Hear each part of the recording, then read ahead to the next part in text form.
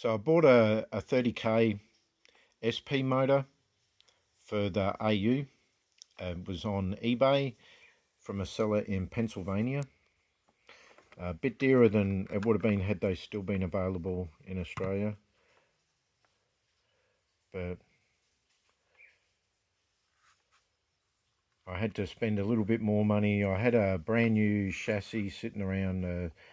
When I looked at the chassis I was using, it was very bad condition.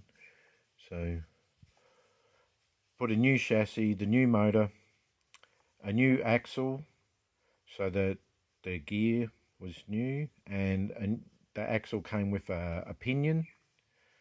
So new pinion, and I'm looking forward to getting this one back on the track.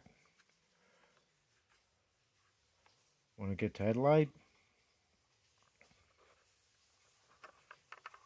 I moved the magnet to the front position, let it get more sideways. So she should go pretty good. I plan to get a few more of those motors and fit one to the Ambrose AU, the Ingle Commodore, and the Tander Commodore.